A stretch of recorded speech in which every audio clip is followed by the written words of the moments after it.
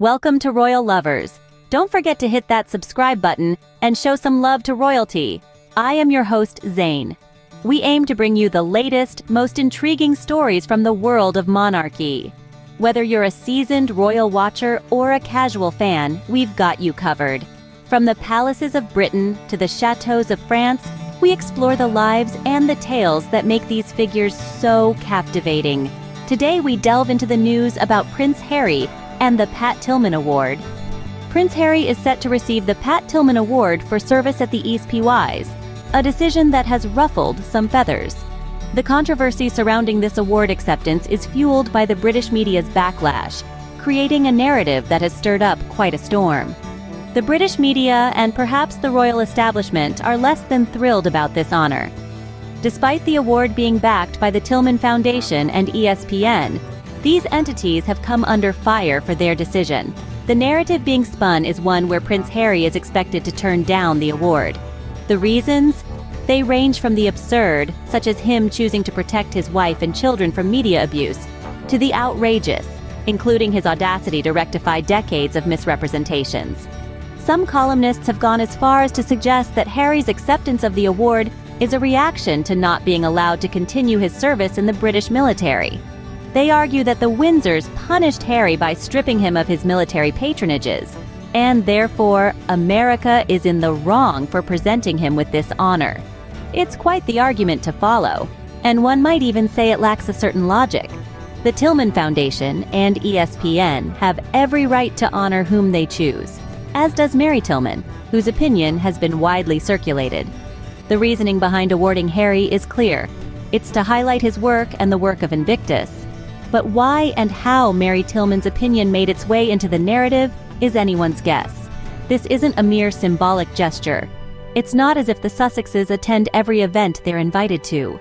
And let's not forget, the Windsors are no strangers to awarding each other with honors, orders, ribbons, medals, and the like. So what's the real issue here? The question remains, is Harry's acceptance of this award part of a PR strategy? The narrative spun by British media is complex, with many facets. At its core, it appears to be an attempt to manipulate Prince Harry's decision to accept the Pat Tillman Award. The British media suggests that Harry should decline the award, arguing that his actions, such as removing his wife and children from the public scrutiny and challenging long-standing falsehoods, make him unworthy of such recognition. This narrative has been further fueled by reports that King Charles bestowed the Army Air Corps patronage on Prince William, a move that some argue has left Harry feeling slighted. The British media paints a picture of a disgruntled Harry, upset that he was not allowed to continue his service in the British military, and thus accepting an award in America as some form of recompense.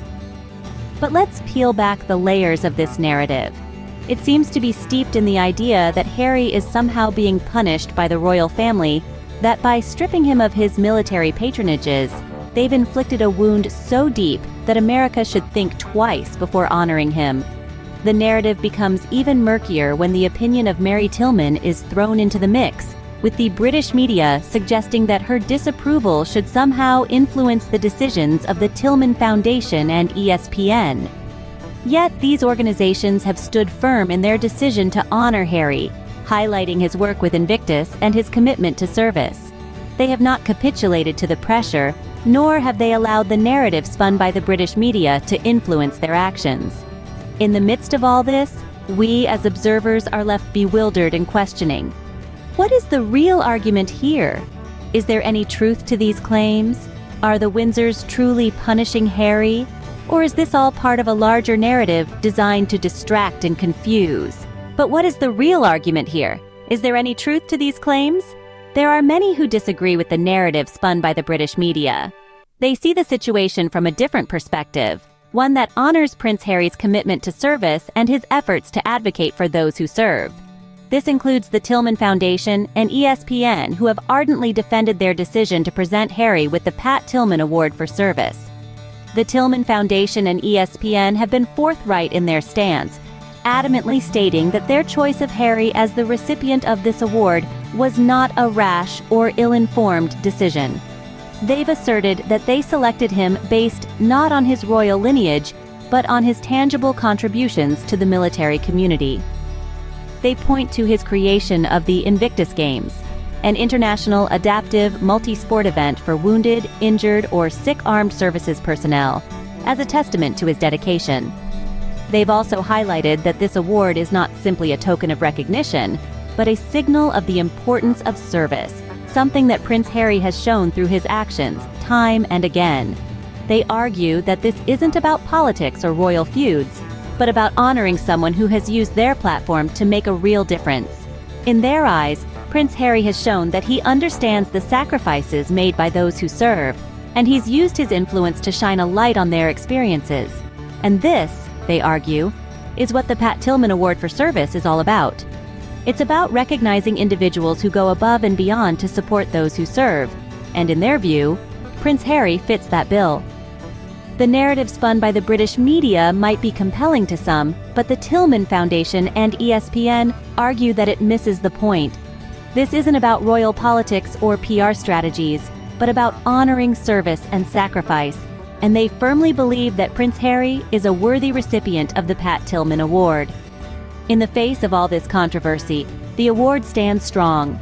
It remains a symbol of service and sacrifice, and its recipients, including Prince Harry, are testament to the power of using one's platform to make a real difference. Prince Harry's military ties are a key part of this narrative. Having served in the British Army for 10 years, which included 2 tours in Afghanistan, Prince Harry's commitment to his military service is unquestionable.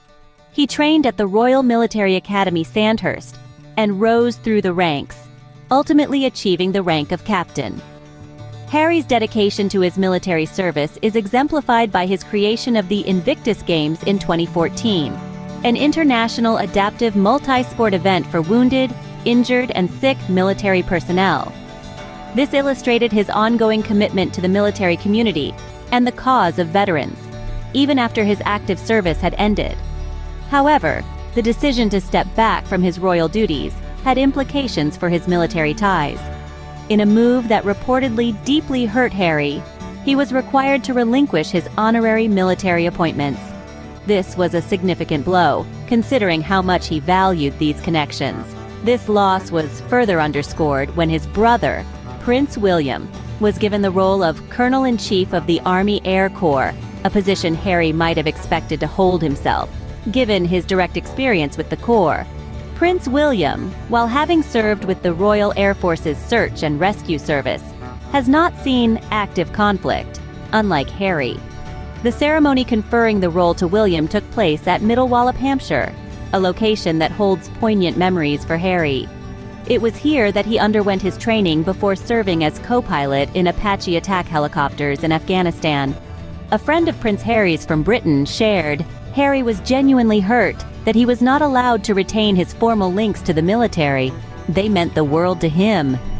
Harry's military ties are undeniably significant. They form an integral part of his identity, his dedication to service, and his commitment to supporting those who have served. Despite the controversy, his actions demonstrate a continued commitment to his military ties. Harry's military ties are undeniably significant. They meant the world to him. In conclusion, the narrative surrounding Prince Harry and the Pat Tillman Award is complex. We've delved into the controversy, unpacked the British media's narrative, and explored counter-arguments. Let's recap. Prince Harry's acceptance of the Pat Tillman Award has stirred up a storm, with the British media and, by extension, the royal establishment expressing their disapproval. Their narrative? Harry should decline the award, with reasons ranging from his decision to remove his family from their clutches to his audacity to correct decades of lies. The counter-argument, however, is robust.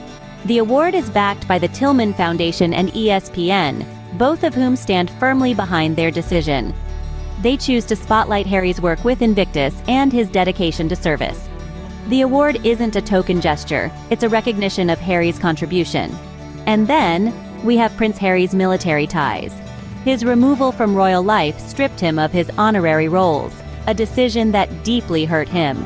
He was genuinely invested in his military connections, and seeing his brother Prince William handed the role of Colonel-in-Chief of the Army Air Corps was a further blow. The narrative is complex, the emotions run high, But the facts remain. Prince Harry's work is being recognized, and his commitment to service continues, irrespective of the narratives spun.